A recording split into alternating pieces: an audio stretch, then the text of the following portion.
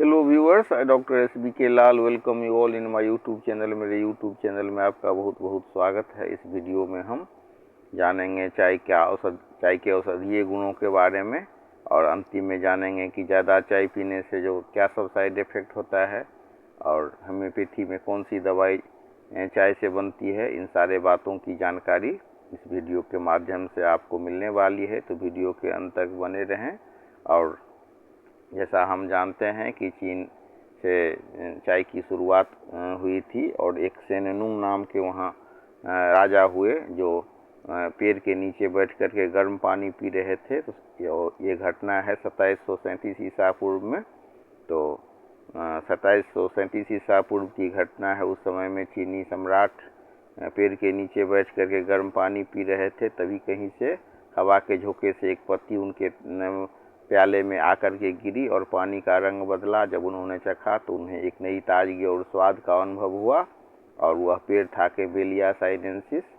तो उसके बाद चाय का उपयोग एक औषधि के रूप में किया जाने लगा था। फिर बौद्ध भिक्षु चीन से जापान ले गए थे चाय को, और वहाँ पर इसे शांति और सम्मान का प्रतीक माना जाने लगा था। 1662 में पुर्तगाली राजकुमारी कैथरीन ऑफ ब्रेगांजा ने इंग्लैंड के राजा चार्ल्स द्वितीय से विवाह किया, तो अपने साथ चाय के कुछ डब्बे ले गई थी, और उनके शौक के वजह से ब्रिटेन के कुलीन वर्ग में चाय लोकप्रिय हो गया। तो 1823 ईस्वी में स्कॉटिश यात्री रॉबर्ट बुश ने असम के पहाड़ियों में चाय की खोज की थी। अंग्रेजों के द्वारा व्यावसायिक उत्पादन यहीं से शुरू होता है, और 1830 के दशक में भारत में पहली बार चाय की खेती की शुरुआत हुई थी। और चाय से जो जुड़ी हुई अनेक बातें हैं, जैसे Boston T party, tea bag का आविष्कार, ये सब बातें एक अन्य वीडियो में आप देख सकते हैं। मेरे द्वारा एक वीडियो इससे पहले भी अपलोड किया गया है मेरे दूसरे चैनल डॉक्टर शशिभूषण कुमार लाल पर, तो उसमें आप देख सकते हैं। अभी हम चर्चा कर रहे हैं चाय का जो औषधीय गुण है उसमें। तो पानी के बाद चाय दूसरा सबसे लोकप्रिय पेय पदार्थ है। इसने जो कॉफ़ी या मतलब कोल्ड ड्रिंक सबको पीछे छोड़ दिया। और अगर हम दुनिया में सबसे महंगे चाय की बात करें तो दा होंगा पाओ है, चीन की चाय है। ये सोने से भी महंगी मानी जाती है। और दुनिया में सबसे ज़्यादा चाय जो पिया जाता है वो तुर्की में पिया जाता है। और दार्जिलिंग की चाय की क्वालिटी और खुशबू दुनिया भर में बहुत अनोखा है। तो इस तरह से चाय के बारे में कुछ जानकारी आप तक पहुंची। लेकिन चाय में जो मुख्य रूप से जो चाय की पत्ती होती है, इसका चाय पत्ती दिया जाता है, वो इसका मेन इंग्रेडिएंट होता है। लेकिन भारत में अलग अलग तरह के चाय बनाई जाती है, जिसमें बिना चाय पत्ती के भी चाय बनती है। ये जान करके आपको एक सुखद आश्चर्य होगा। तो इसमें है अदरक और तुलसी की चाय। तो औषधीय गुण के हिसाब से ये बहुत ही अच्छा माना जाता है। सर्दी खांसी और साथ ही डाइजेशन को भी ठीक रखता है। तुलसी इम्यूनिटी सिस्टम को बढ़ाता है, और अदरक पाचन में सुधार करता है। उसी हिसाब से एक है कैमोमाइल टी, तो नींद न आने की समस्या और तनाव को दूर करता है। फिर है एक गड़हुल की चाय, जिसको अंग्रेजी में कहते हैं हिबिस्कस टी। तो यह ब्लड प्रेशर को नियंत्रित करता है और लीवर को स्वस्थ रखने में मदद करता है। इसे गर्म या ठंडा दोनों तरीके से पिया जा सकता है। फिर एक होता है पिपरमिंट टी।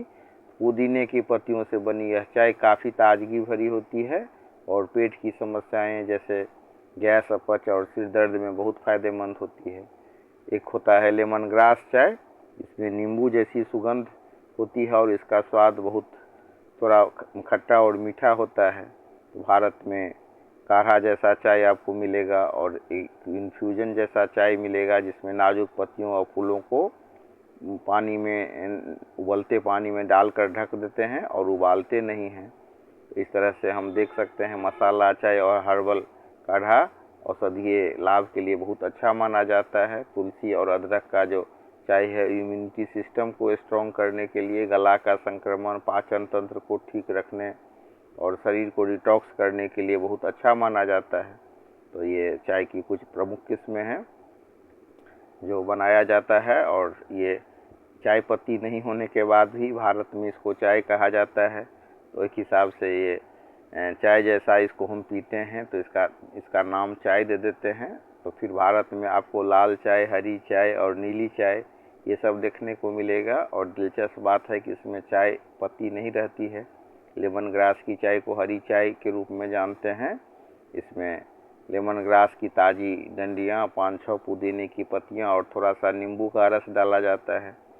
तो अंग्रेज तो मतलब बिना दूध के और चीनी के चाय पीते थे, लेकिन भारतीयों को ये रागबार गुजरा। तो भारत में तो सिर्फ दूध में पत्ती डाल करके भी चाय बनाया जाता है। और अपराजिता से बनता है नीली टी। अपराजिता के फूलों से आज की दुनिया में अपने शानदार रंग और स्वास्थ्य लाभों के कारण यह बहुत लोकप्रिय है। फिर हम चर्चा करते हैं कि होम्योपैथी में कौन सी दवा बनती है चाय से। तो ये है थिया सीनेंसिस। तो यह दवा काली चाय की ताज़ी पत्तियों से बनाई जाती है। तो होम्योपैथी में सिमेलिया सिमलीबस क्यूरेंटोड के सिद्धांत पर यह उन लक्षणों को ठीक करती है जो अत्यधिक चाय पीने से उत्पन्न होता है। तो इसका प्रमुख उपयोग होता है घबराहट और धड़कन में, अनिद्रा में, सिर दर्द में और पाचन में। तो घबराहट और धड़कन हम इसका तब यूज करते हैं जब दिल की धड़कन तेज हो जाए और ऐसा महसूस हो कि दिल एक पल के लिए रुक गया है। और अनिद्रा में जब लगातार विचार चलते रहें और नींद न आए, जैसा अक्सर रात को कड़ी चाय पीने के बाद होता है, तो इस दवाई को दिया जाता है। फिर सिर दर्द जो सिर के पिछले भाग में होता है, जो गंध या शोर से बढ़ जाता है, उसमें दिया जाता है।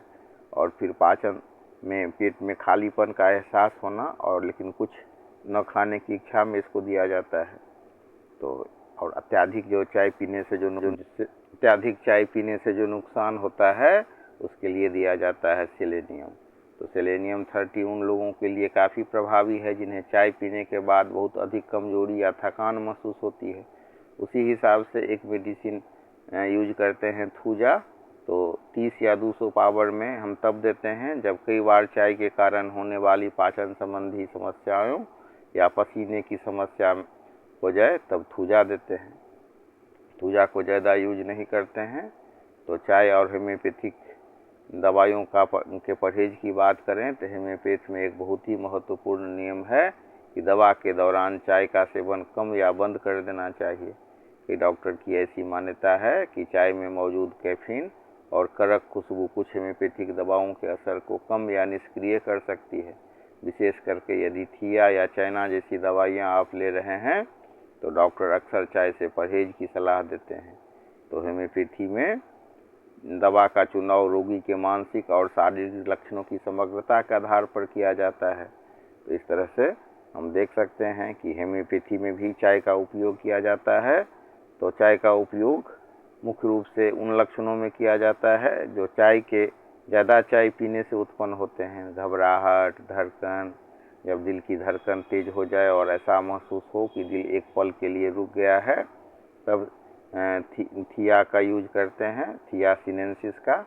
और 30 पावर में यूज करते हैं। फिर अनिद्रा सब के मामले में भी जब दिमाग में लगातार विचार चलता रहे और नींद न आए तो थिया सीनेंसिस का यूज करते हैं। सिर दर्द पिछले भाग में हो तो भी थिया सीनेंसिस का यूज होता है। और पेट का खालीपन, जिसमें पेट तो खाली खाली सा आपको अनुभव होगा लेकिन कुछ भी खाने की इच्छा नहीं होती है, तो उसमें भी थिया सीनेंसिस को यूज किया जाता है। और इसमें हम मदर टिंचर यूज नहीं करते हैं, इसमें हम 30 पावर की दवाई यूज करते हैं। तो चाय से बनने वाली जो मुख्य दवा है वो थिया ही है। लेकिन होम्योपैथी में चाइना का नाम अक्सर चाय के साथ चर्चा में आता है। यह दवा चाय से नहीं बनती है, कुनैन के छाल से बनती है, लेकिन उन लोगों के लिए बेहतरीन माना जाता है जिनका शरीर चाय के अत्यधिक सेवन या तरल की कमी से कमज़ोर हो गया है। तो चाय पीने से जो उत्पन्न साइड इफ़ेक्ट होता है उसमें भी चाइना दिया जाता है। और इस तरह से हमने चाय के औषधीय गुणों के बारे में जाना।